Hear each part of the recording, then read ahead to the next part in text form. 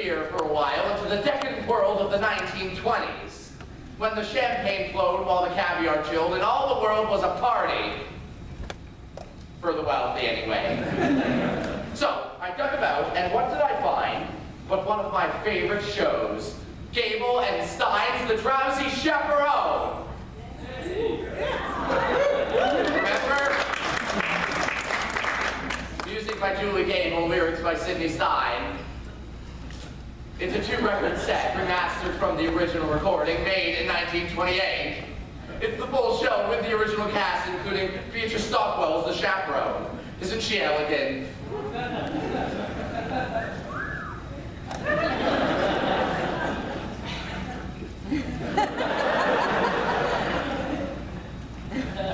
And this was a full 15 years before she became Dame Beatrice Stockwell. Can you believe it? Let me read to you what it says on the back. It says, mix-ups, mayhem, and a gay wedding. Of course, the phrase gay wedding has a different meaning now. But back then, it just meant fun. And that's just what this show is. Fun. So, would you indulge me? Would you let me play the record for you now? I was hoping you'd say yes.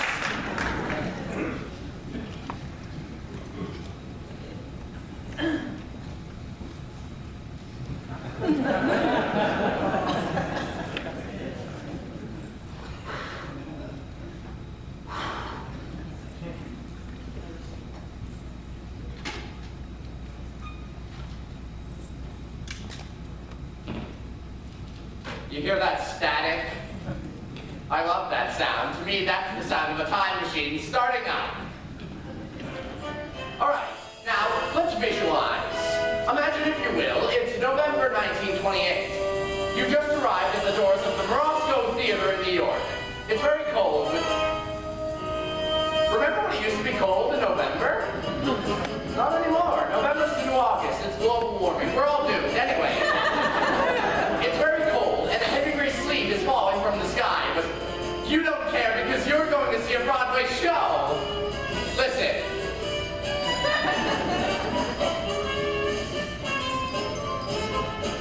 Isn't this wonderful?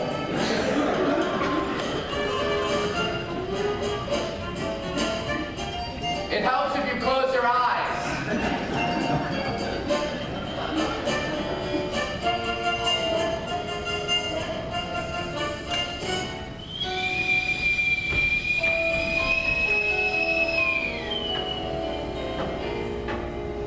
Overtures.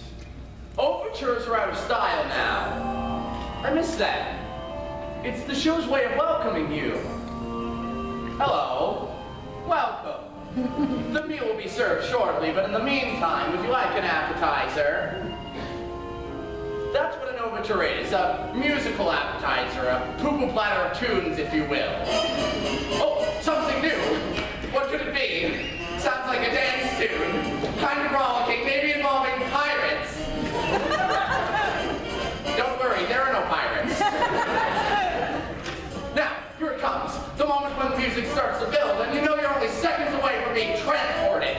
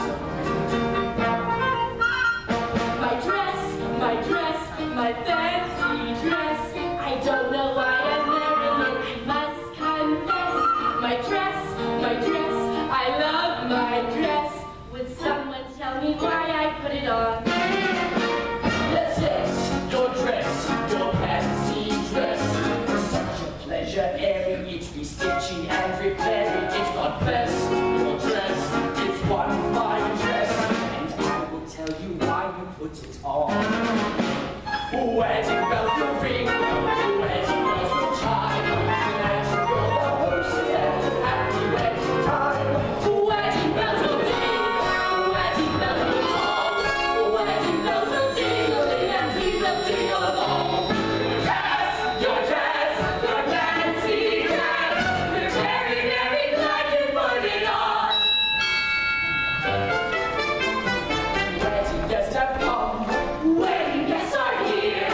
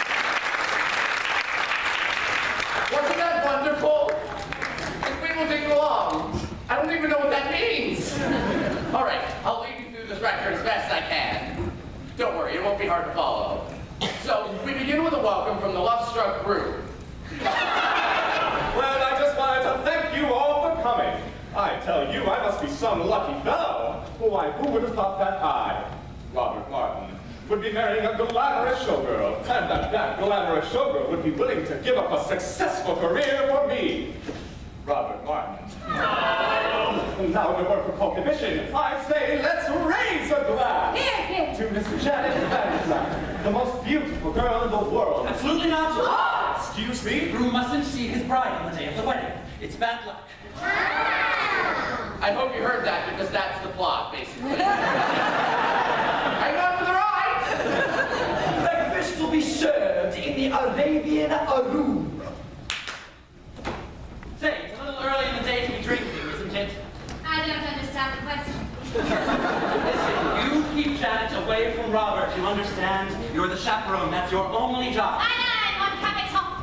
Oh, Robert, who is my little monkey? I'm a little monkey.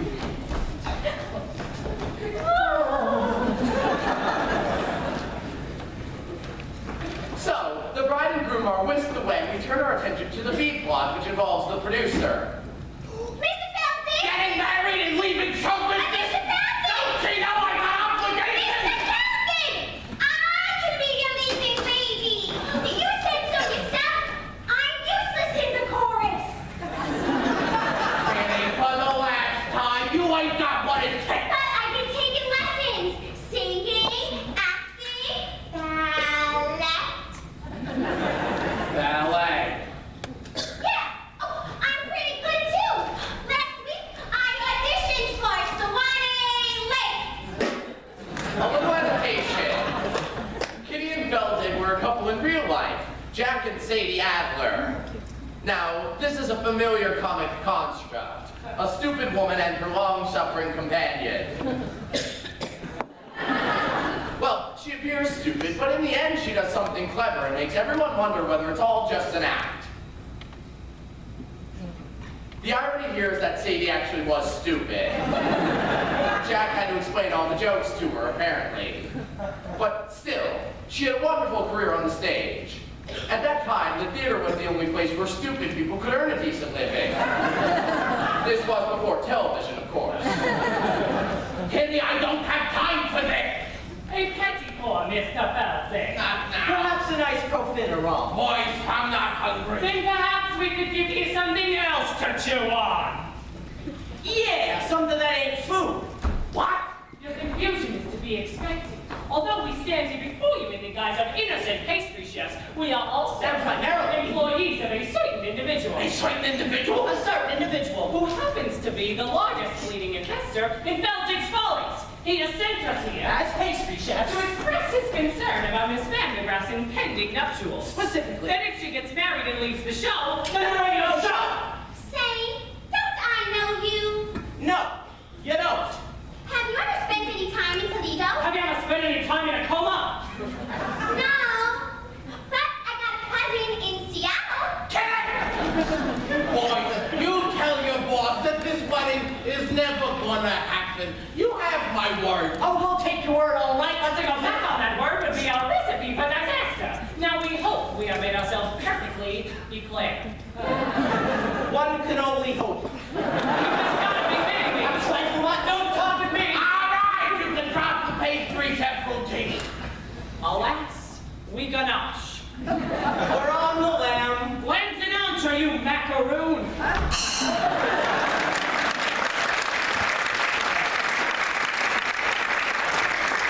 The gangsters were played by interchangeable vaudeville duo, the Tall brothers, John and Peter Tall. They were born Abram and Mendel Misloskowitz, but were renamed at Ellis Island by a sarcastic immigration official. They were an early example of the typical Broadway gangster, full of wordplay and stylized movement. Not very intimidating. Unless you find dancers intimidating, which I do.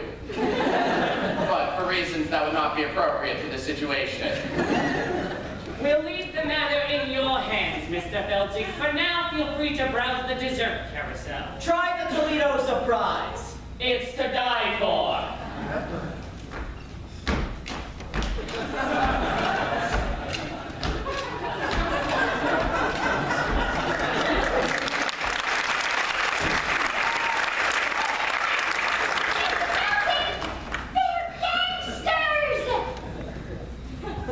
very perceptive.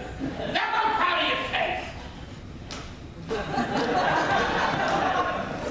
I've got to stop this wedding, but how? Oh, Lord in heaven, how? I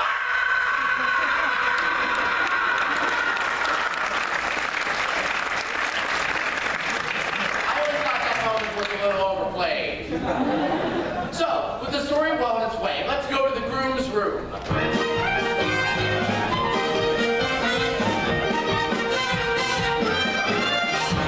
Hey there, handsome.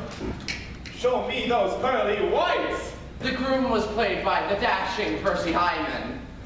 He started out as the Albright toothpaste man. His fabulous smile adorned every tube. Albright was hugely popular in the early 20s because it contained cocaine. It's true, if you looked at the label, it was the 5th ingredient down right after sugar. Anyway, it wasn't long before he became a huge matinee idol. And now don't you worry. It's perfectly normal for a groom to be nervous on his wedding day. It is?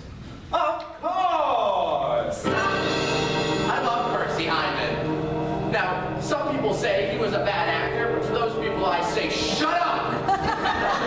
There's Mr. Mirror Man, shaking and awakening, trembling like them fraidy cats do. Something may be bothering you. You know you got cold feet, cold feet. Brother, you got cold feet. You can make them cold feet hot with a little rhythm. Young feet, cold feet can be uncontrolled. Rhythm make them cold feet hot. Now the eye, cross the arches, they can learn to swing. I see cold and shine.